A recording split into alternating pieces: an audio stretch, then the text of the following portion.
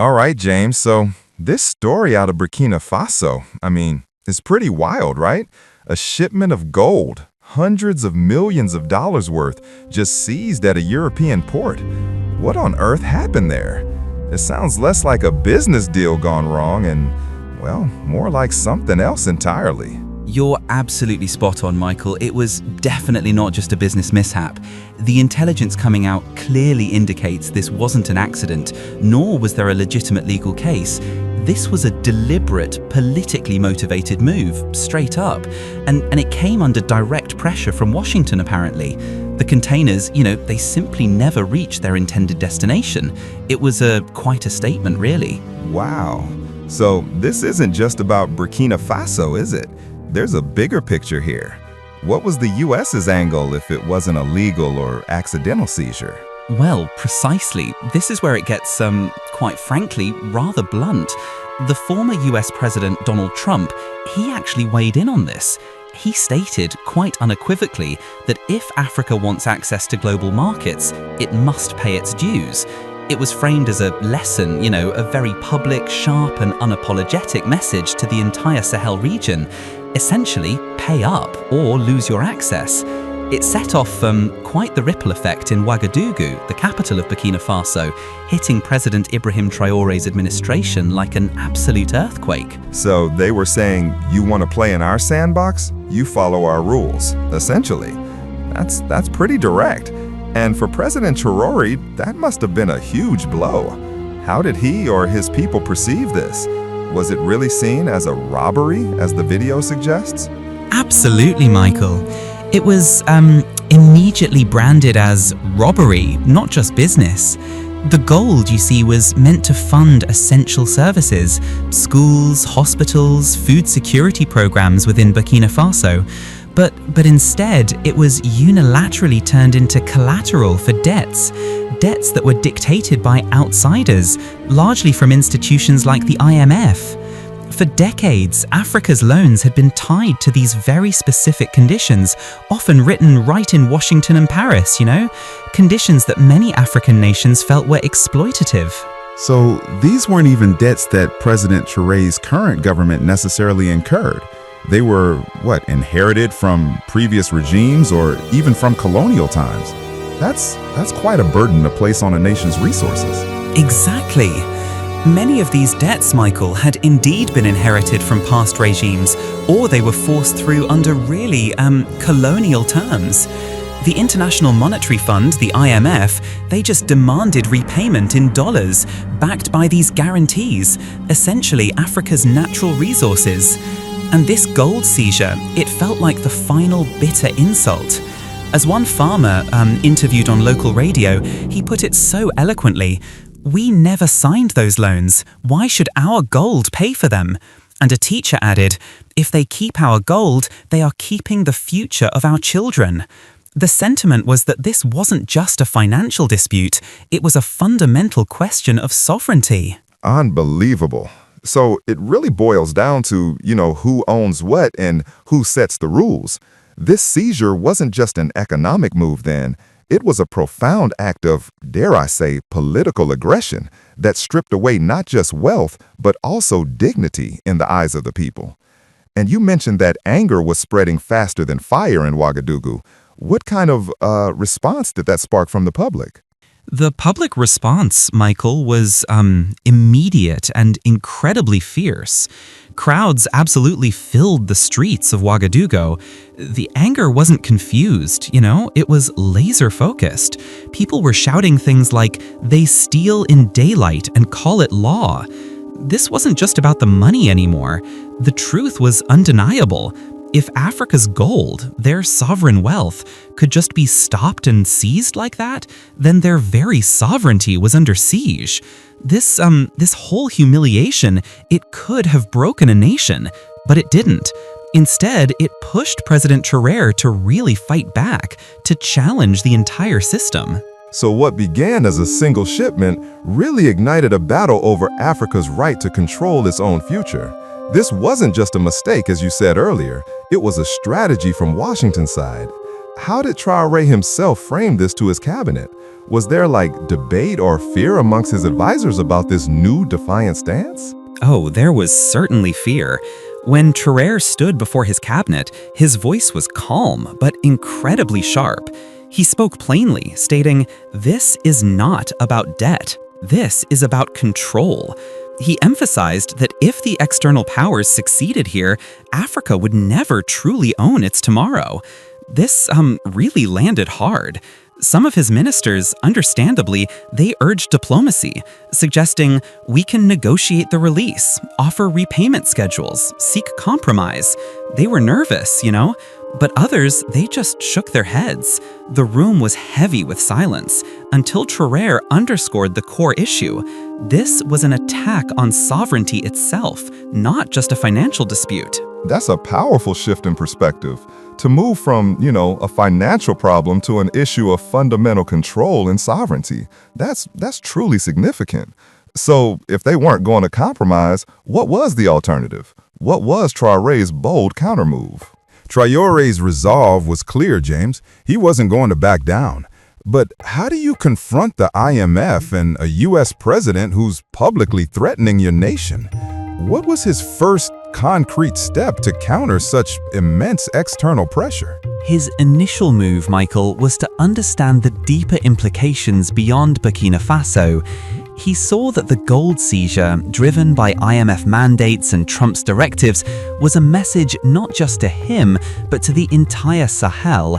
It was about consolidating control, not just reclaiming debt. So he recognized this as a broader regional challenge, not just a national one. Did this realization immediately lead him to seek allies? Absolutely. He knew isolated defiance was insufficient. The IMF's grip and the US's backing meant a unified front was their only hope. He initiated discreet communications, reaching out to leaders in Mali and Niger, knowing they shared similar grievances under the weight of external financial structures. He was essentially building a coalition of the willing against this economic coercion. What was the core message he conveyed to them to secure their immediate support? His message was direct and powerful. If they seize one of us for debt, they will seize all of us. Our sovereignty is indivisible. He laid out a vision where their collective resources could serve their own people, free from the dictates of Washington's IMF. This resonated deeply, sparking urgent calls for an emergency summit. Well, this is where it gets really interesting, Michael. Traoré didn't just rally his internal support, he summoned an emergency session with leaders from other Sahel states, Mali and Niger specifically, and they responded immediately, sending envoys to Ouagadougou. Their message was simple yet profound. Your gold is our fight too. Imagine that, the unity developing. Around the table, the frustration burned for everyone. Each country had their own stories of shipments delayed, reserves frozen, or contracts rewritten at the stroke of a foreign pen. They all realized this wasn't an isolated incident. It was part of a systemic problem, an ongoing exploitation of their resources. So it wasn't just Burkina Faso that had been experiencing this kind of pressure and what felt like economic bullying. Other nations in the region had similar grievances. That's powerful. What solution did they come up with in this emergency session? Was there a unifying idea that emerged? Yes, absolutely. A truly radical thought, something previously dismissed as just a dream, became a real, tangible possibility. The ministers from Mali, in particular, really broke the silence by suggesting, what if we stop sending gold through their ports? What if we keep it here, in Africa? Heads turned. For the first time, they were discussing building an African gold reserve right there on African soil, beyond the reach of the IMF or European treasuries. The logic was cold but clear. If Africa tried to shift away from the IMF, its most valuable assets would be frozen. So they decided to take that power back themselves. That's incredibly bold. Almost unthinkable, really, given the existing global financial structures. So this African gold reserve, it wasn't just about holding gold, was it? It was about establishing a new foundation for an African financial shield, a bulwark against external pressures. How did they plan to make this dream a reality? Wow, that's a powerful vision, Michael. Traoré knew this was not just about concrete walls and vaults. It was about trust, about demonstrating to his people and the world that Africa could control its own destiny. He stated directly to the gathered leaders, "If we build this vault, it will not belong to Burkina Faso, nor Mali, nor Niger. It will belong to Africa. Our children must know that their wealth is stored where no foreign hand can touch it." Those words, they carried immense weight. Wow, that's a powerful vision. But I can only imagine the backlash this kind of ambition would trigger from the established powers. What was the Western response to this idea of an African gold reserve, beyond just condemning the initial seizure? You're right. The West was not quiet, not at all. European financial institutions almost immediately began to strike back. Banks in Paris and Brussels froze transactions linked to Burkina Faso and its allies. Insurance companies suddenly refused coverage for shipments, essentially crippling West African trade. Even humanitarian aid shipments were delayed for review. The message was clear: resistance would come at a price. They were effectively, imposing economic warfare. Trump, for his part, he doubled down, declaring, "These young leaders think they can defy the rules, but if Africa wants to sit at the table of global trade, it must first learn to follow the law." For him, the law was the IMF contracts and dollar dominance.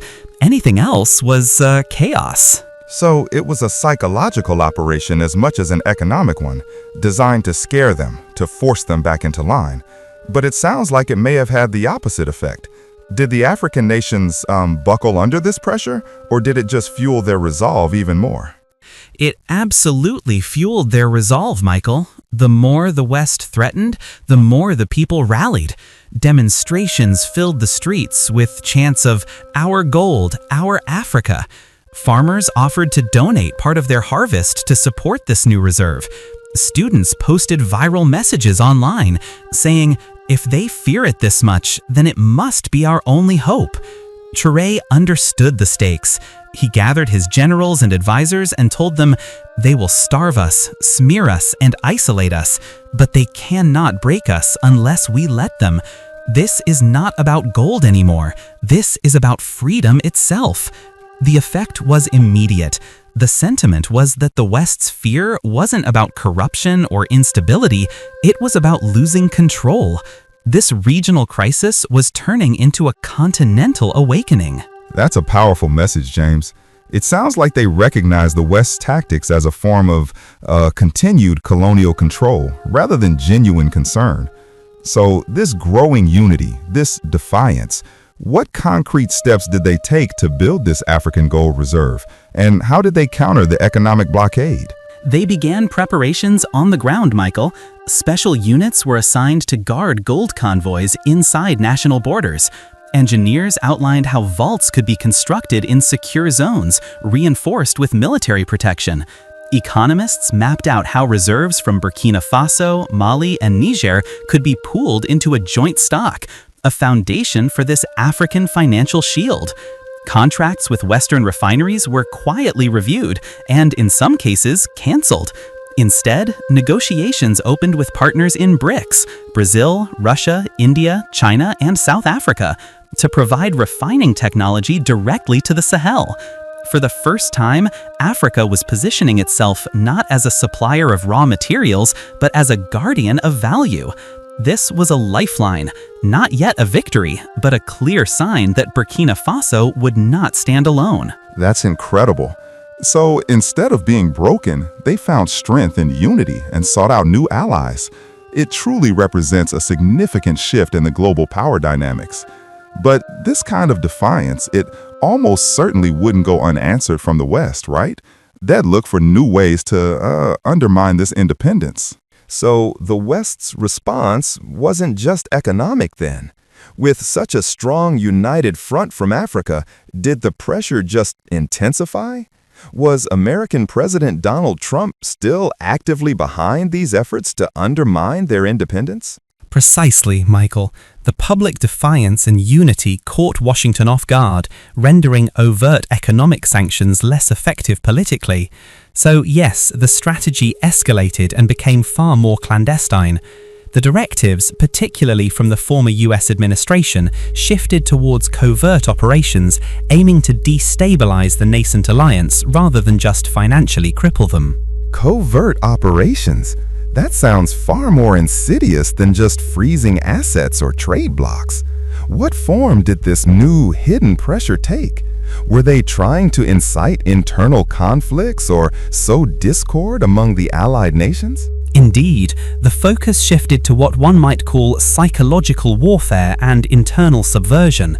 There were clear efforts to exploit existing political fault lines, fund opposition movements, and spread disinformation within Burkina Faso, Mali, and Niger. The goal was to discredit the leaders, especially President Traoré, and fracture the unity that was proving so formidable. Precisely, Michael. For the West, frustration turned into something darker. Intelligence reports began to leak to Ouagadougou, revealing unusual financial flows, large sums wired to opposition figures and shadowy NGOs in Burkina Faso and neighboring states.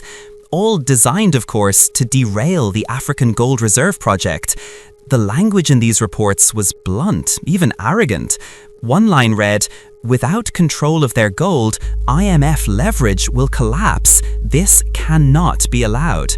These documents, when they reached African media, the effect was absolutely explosive. So the West's covert operations were exposed. That must have flipped the script entirely, wouldn't it? What had been Africa on the defensive was now the West scrambling to justify its actions. Exactly. The revelation completely flipped the script. The West could no longer deny its role. What had been framed as responsibility was now exposed as coercion. Traoré addressed his people with measured fury. He declared, "They said this was law, but law is not written in secret memos. Law is not the theft of another nation's wealth. They have confirmed what we already knew.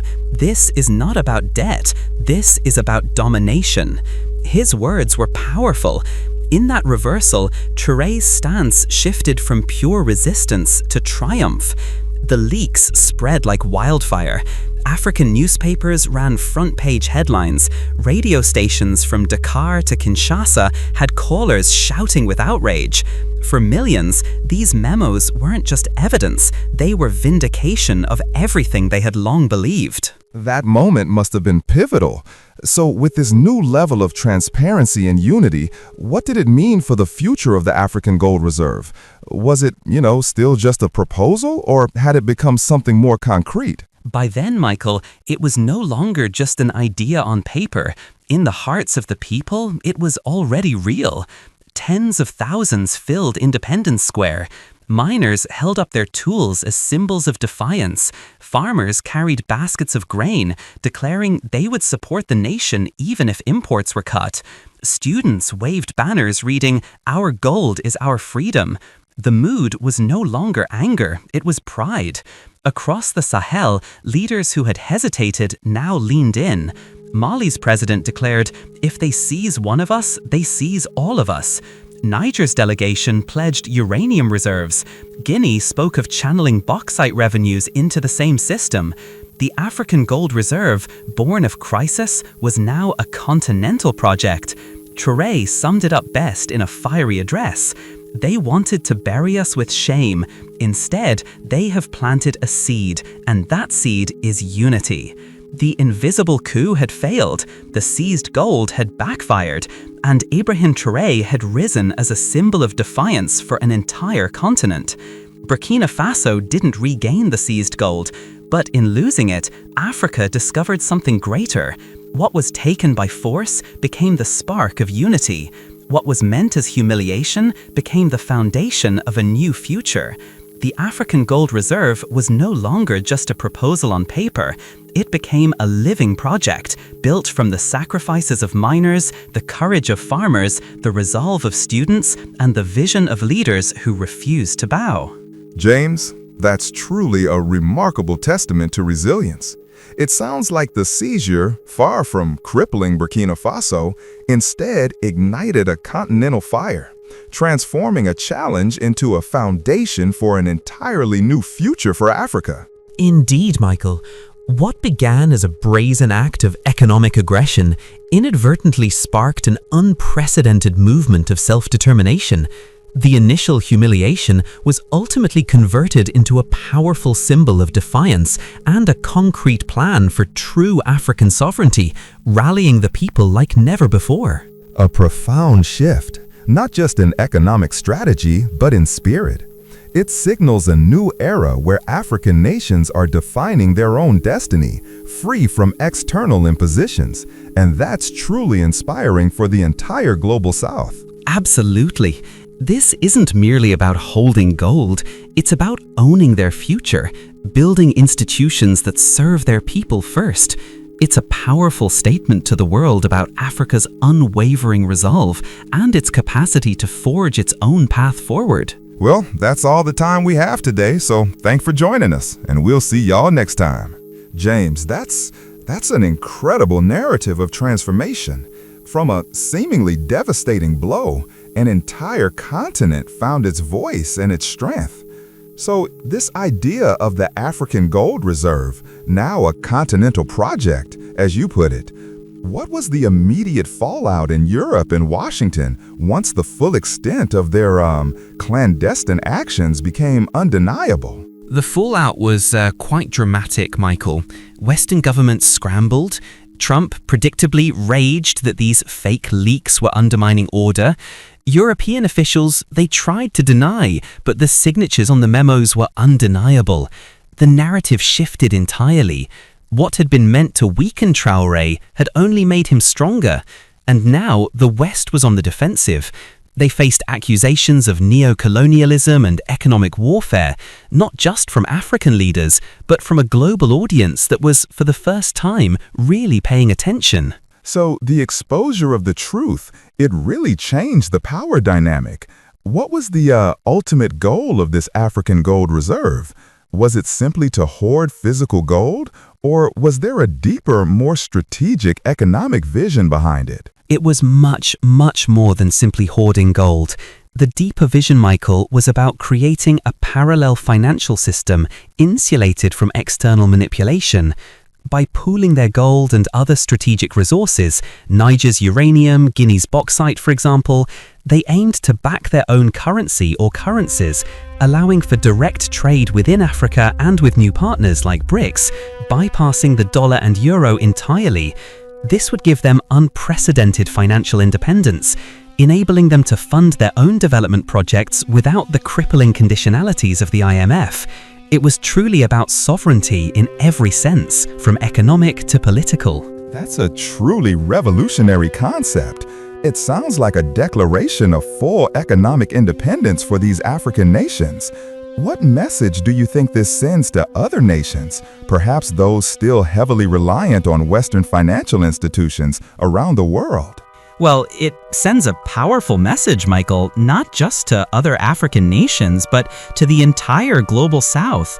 It's a message of self-reliance, of unity, and of daring to challenge established power structures. What began as a blatant act of coercion against Burkina Faso inadvertently became the catalyst for a much broader awakening. It showed that even when faced with overwhelming economic and political pressure, a united front, fueled by popular conviction, can indeed open new doors and create alternative paths. It's a testament to the resilience and sheer determination of a continent that has historically endured so much. And it seems like this isn't just about economic models. It's about a shift in mindset, a rekindling of pride and self-determination. This is truly inspiring. Looking ahead, what are the biggest challenges you see for this African Gold Reserve project and for the broader movement towards African financial independence? The challenges are undoubtedly significant, Michael. Building the necessary infrastructure for refining and securing these reserves, establishing new trade routes and financial mechanisms, and navigating continued geopolitical pressures from the West, it's a massive undertaking. There will likely be ongoing attempts to destabilize the region, sow division, and undermine these efforts through various means. However, the movement has now gained significant momentum. The spirit of defiance, the shared sense of purpose among the Sahel states and their new allies, particularly within BRICS, is a formidable force. The idea has taken root too deeply to be easily erased. It's a long journey, but for the first time in generations, African leaders are not just reacting, they are planning and building their own future on their own terms. It's the rebirth of sovereignty, really, and the awakening of dignity. James, that's truly a compelling vision and a powerful story of resilience and self-determination. It's clear that this isn't just a financial story. It's a profound political and social one that could reshape the global landscape. Thank you for shedding light on this crucial development. My pleasure, Michael. It's a story that needs to be told.